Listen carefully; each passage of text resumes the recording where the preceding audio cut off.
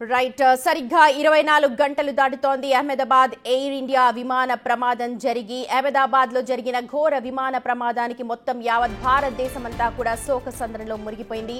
Ahmedabad air India విమాన ప్రమాదానికి అసలు కారణమేంటి? డీజీసీఏ పూర్తి స్థాయిలో దర్యాప్తు అయితే జరుపుతోంది. ఈ క్రమంలో ఘటనా స్థలం నుంచి బ్లాక్ బాక్స్ అలాగే డీవీఆర్ ని స్వాధీనం చేసుకున్నారు అధికారులు. ఇతర శాంపిల్స్ ని ఫోరెన్సిక్ ల్యాబ్ కి కూడా పంపించింది టీం. అయితే ప్రమాదానికి కారణం ఏంటన్నది మాత్రం ఇప్పుడప్పుడే చెప్పలేమంటున్నారు నిపుణులు.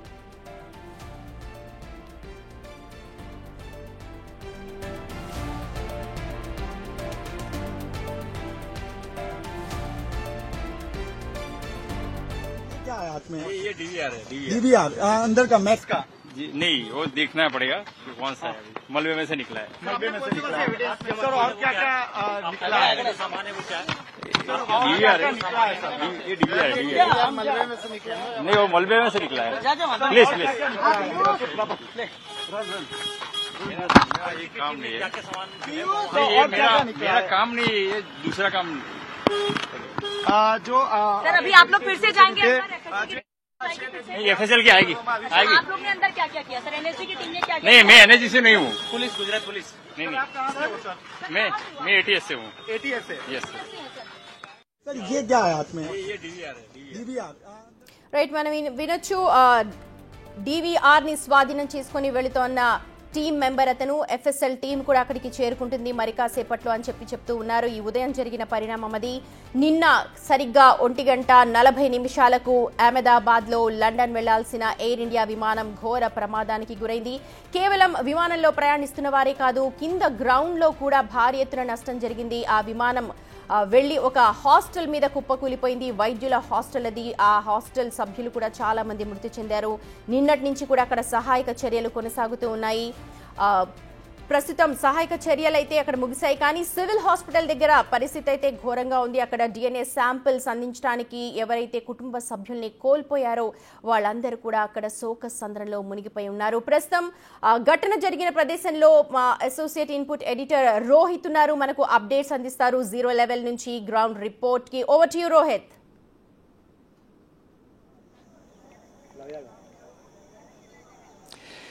సుమతి, ప్రస్తుతం ఎక్కడైతే ప్రమాదం జరిగిందో ఆ ప్రదేశంలోనే మనం ఉన్నాం. ఒక్కసారి బిగ్ టీవీ స్క్రీన్ పైన చూడొచ్చు. అదిగో విమానం. నిన్న ఏ ఎయిర్ ఇండియా విమానం అయితే కూలిపోయిందో, ఏ 141 మంది ప్రయాణికులను పొట్టన పెట్టుకుందో, ఏ మెడికల్ విద్యార్థులు 24 మందిని పొట్టన పెట్టుకుందో ఆ ప్రమాదం, ఆ విమానం అదే ఇప్పుడు మీరు బిగ్ టీవీ స్క్రీన్ పైన చూస్తున్నది. నిన్న మనం చూసాం. నిన్న ఈ ప్రదేశం అంతా కూడా పొగలు మంటలతో నిండిపోయి ఉంది. ఇప్పుడు ఇది బిగ్ టీవీ మాత్రమే ఈ ప్రదేశానికి ఎక్స్క్లూజివ్గా రాగలిగింది. ఇక్కడికి ఎవరిని కూడా మీడియాను అలౌ చేయడం లేదు. అటువైపు బ్యారికేడ్లు పెట్టి ఆపేశారు. ఇదిగో ఇక్కడ ఒక చెట్టు కూడా చూడొచ్చు మనం. చెట్టును ఢీకొందని అంటూ ఉన్నారు కదా. విమానం చాలా ఏటవాలుగా సరిగ్గా ఈ ప్రదేశానికి 2 కిలోమీటర్ల దూరంలోనే ఉంది విమానాశ్రయం రన్వే. ఇదిగో ఈ చెట్టును ఢీకొట్టింది. ఇక్కడ కనబడుతుందిగా ఈ చెట్టు. ఆ చెట్టును ఢీకొట్టిన తర్వాత ఆ నెక్స్ట్ అదిగో మళ్ళీ ఆ చెట్టును కూడా ఢీకొట్టింది. ఆ తర్వాత ఆ బిల్డింగ్ పై అలా పడిపోయింది. అంతే, పడిపోవడంతో టైల్ పార్ట్ అలా ఉండిపోయింది. ఆ తర్వాత ఫ్రంట్ పార్ట్ ముందుకు వెళ్ళి ఆ ముందున్న బిల్డింగ్, అది హాస్టల్ బిల్డింగ్, ఆ బిల్డింగ్ పైన పడింది. ఏదైతే ఇంతకు ముందు మీడియా అంతా కూడా ఫ్రంట్ నుంచి చూపిస్తుంది, మసి పట్టేసిన బిల్డింగ్స్ను చూపిస్తుంది. ఆ బిల్డింగ్కి ఫ్రంట్ పార్ట్ వెళ్ళి కొట్టడంతో పెద్ద హోల్ పడింది ఆ బిల్డింగ్కి. ఈ టైల్ పార్ట్ మాత్రం ఇక్కడ ఉండిపోయింది. మొత్తం ఆ విమానం అంతా కూడా ఆ బిల్డింగ్ పైన అలా పడిపోయింది. ఇది గ్రౌండ్ నుంచి దూసుకుని రావడం కాదు, రావడమే బిల్డింగ్ పైనే ల్యాండ్ అయింది. విమానం ల్యాండ్ అవడమే బిల్డింగ్ పైన ల్యాండ్ అయింది. ఆ టైల్ పార్ట్ కూడా అదిగో మనం చాలా స్పష్టంగా చూడొచ్చు. ఇప్పుడు డీవీఆర్ని స్వాధీనం చేసుకున్నారు ఇక్కడ నుంచి. ఆ డీవీఆర్ని విశ్లేషిస్తే చాలా డేటా వచ్చే అవకాశం ఉంటుంది. డిజిటల్ వీడియో రికార్డర్ అది. ఆ తర్వాత cockpit voice recorder, black box కూడా ఇప్పుడు టైల్ పార్ట్లోనే ఉంటుంది. మనకి ఆ టైల్ పార్ట్ చాలా స్పష్టంగా కనిపిస్తుంది. ఆ మధ్య పార్ట్ ఎక్కడా కూడా లేదు. చూడండి ఒకసారి, కేవలం టైల్ పార్ట్ మాత్రమే కనిపిస్తుంది. ఆ మధ్యలో ఉన్న భాగం ఏమీ కనిపించట్లేదు. ఆ మొత్తం పేలిపోయింది. ఆ మధ్యలో ఉన్న భాగం అంతా కూడా మొత్తం అగ్నికి ఆహుతి అయిపోయింది. టైల్ పార్ట్ ఒక్కటే మాత్రం కనబడుతూ ఉంది. అది చెక్కు చెదరకుండా ఉంది. ఆ కింద కూడా మనకి రెక్కలు, ఆ ఇంజిన్ ఆనవాళ్ళు కనబడుతూ ఉన్నాయి. కొన్ని మీటర్ల దూరం ఆ శిథిలాలన్నీ కూడా విసిరివేయబడ్డాయి. ఇప్పుడు ఆ బిల్డింగ్ను డిస్మాండిల్ చేస్తున్నారు. ఆ బిల్డింగ్ని పడగొడుతూ ఉన్నారు. ఆ బిల్డింగ్ను గోడలన్నీ కూడా తొలగించిన తర్వాత ఆ విమానం లోపలికి వెళ్ళి ఆ విమాన శిథిరాల లోపలికి వెళ్ళి ఆ శిథిరాల లోపల ఉన్న మృతదేహాన్ని ఇప్పుడు బయటికి తీయబోతున్నారు. అంతేకాదు బ్లాక్ బాక్స్ని, మరి ముఖ్యంగా ఇక్కడ బ్లాక్ బాక్స్ వస్తేనే, బ్లాక్ బాక్స్ దొరికితేనే చివరి నిమిషంలో పైలట్ ఏం మాట్లాడాలనుకున్నాడు ఏటీసీతో అనే వివరాలు తెలిసే అవకాశం ఉంటుంది. ఏటీసీకి పైలట్ చెప్పాడు, మేడే కాల్ అనే కాల్ వార్నింగ్ సైన్ ఇచ్చాడు, మేడే మేడే అంటూ 3 సార్లు చెప్పాడు, మేడే మేడే మేడే అని. పెద్ద ప్రమాదం జరిగిందని చూడండి ఒకసారి. ఇదిగో ఒక ఫ్లైట్ వస్తుంది, ఈ ఫ్లైట్ అన్ని పాత కూడా ఇటే అనమాట. నిజానికి ఈ ఫ్లైట్ టేక్ ఆఫ్ తీసుకున్న తర్వాత ఇటే వెళ్తాయి, కానీ ఈ ఫ్లైట్ మాత్రం ఎగరలేకపోయింది. అందుకే అక్కడికి వచ్చి ఇప్పుడు వెళ్తున్నది ఎయిర్ ఇండియా విమానం, ఈ ఇండిగో విమానం వెళ్తుంది. ఇప్పుడు ప్రమాదానికి గురైంది ఎయిర్ ఇండియా విమానం. సో ఇక్కడికి వచ్చిన తర్వాత ఎగరలేకపోయింది, ఆ ఎగరలేక డైరెక్ట్ వచ్చి ఆ బిల్డింగ్ పైనే ల్యాండ్ అయింది. ఆ సమయంలో అక్కడ మెడికల్ విద్యార్థులు భోజనాలు చేస్తున్నారు, వాళ్ళు 24 మంది ప్రాణాలు కోల్పోయారు. ఎందుకు ముందు ప్రధాని మోదీ కూడా ఇక్కడికి వచ్చారు. ఇప్పుడు ఆ కనిపిస్తున్న ఆ టైల్ పార్ట్ దగ్గరికి వచ్చారు, అదంతా కూడా ఆయన కలిదిరిగి చూశారు ఇక్కడ ఏం జరుగుతుంది అని. ఆ తర్వాత హాస్పిటల్ దగ్గరికి వెళ్ళారు. ఆ హాస్పిటల్ ఒకే ఒక్కడు ఎవరైతే బతికారో, సీట్ నెంబర్ 11Aలో ఎవరైతే బతికాడో ఆ వ్యక్తిని కూడా మాట్లాడారు, ఆ వ్యక్తితో కూడా మాట్లాడారు.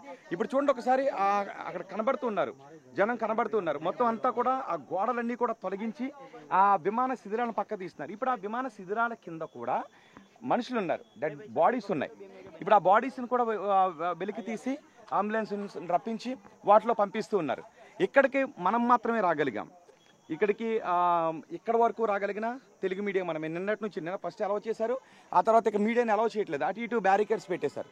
సో ఇప్పుడు మనం ఈ వెనక వరకు ఏదైతే స్పాట్ జరిగిందో, ఏదైతే ఇన్సిడెంట్ జరిగిందో అక్కడ వరకు మనం రాగలిగాం. బిగ్ టీవీ మాత్రమే రాగలిగింది, అందుకే బిగ్ టీవీ ఎక్స్క్లూజివ్గా అందిస్తుంది. చూడండి ఒకసారి, ఆ బిల్డింగ్ పైన విమానం నేలపై నుంచి నేలపై పడిన తర్వాత దూసుకుని రాలేదు, రావటమే విమానం ఆ బిల్డింగ్ పైనే ల్యాండ్ అయిపోయింది.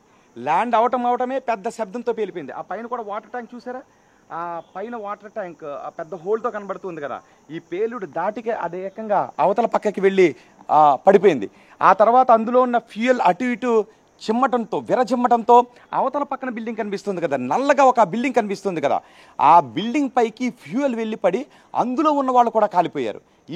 ఈ బిల్డింగ్లో ఉన్న వాళ్ళు కాలిపోయారు, అవతల బిల్డింగ్లో ఉన్న వాళ్ళు కూడా కాలిపోయారు. ఇప్పుడు ఈ ప్రమాదానికి కారణాలు ఏంటి, ప్రమాదం ఎలా జరిగింది అనేది చూశారు, కానీ ఎందుకు జరిగింది అనేది మాత్రం తెలియాల్సి ఉంది. ఎందుకు జరిగింది అనేది ఇప్పుడు డీజీసీఏ విశ్లేషిస్తుంది.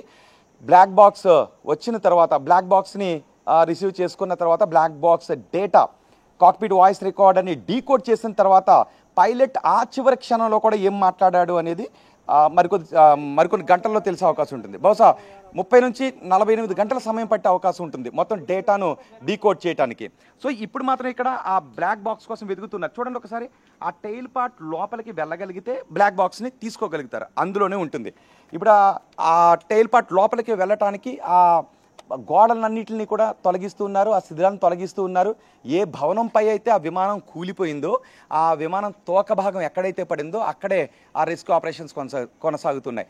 మిగిలిన భాగం అంతా కూడా, ఇంజిన్ భాగం కావచ్చు, ఫ్రంట్ పార్ట్ కావచ్చు, ఇవన్నీ కూడా చెల్లాచెదురుగా ముక్కలుగా పడిపోయాయి. ఆ చెల్లాచెదురుగా ముక్కలుగా పడి ఉన్న వాటిల్లో నలిగిపోయి, అంటే పేస్ట్ లాగా తయారైపోయిన మృతదేహాలు కూడా ఉన్నాయి. ఇప్పుడు మీరు చూస్తున్నారుగా బిగ్ టీవీ స్క్రీన్ పైన, ఆ టైల్ పార్ట్ కింద కూడా కొన్ని మృతదేహాలు. రైట్, మనం చూస్తున్నాం, గ్రౌండ్ రిపోర్ట్ అందిస్తున్నారు మా ప్రతినిధి రోహిత్. ఉదయం నుంచి కూడా కంటిన్యూస్గా లైవ్స్ ఇస్తూ ఉన్నారు. ఈ కారణంగా కాస్త సాంకేతిక సమస్య తలెత్తింది అనుకుంటున్నాను. ప్రస్తుతం అయితే అక్కడ సహాయక చర్యలు అయితే కొనసాగుతున్నాయి. మొత్తం టీమ్స్ అన్ని కూడా అక్కడ రంగంలోకి దిగాయి. రంగంలోకి దిగిన టీమ్స్ అంతా డెబ్రిస్ అంతా కూడా క్లియర్ చేస్తున్నారు. అక్కడ ఉన్న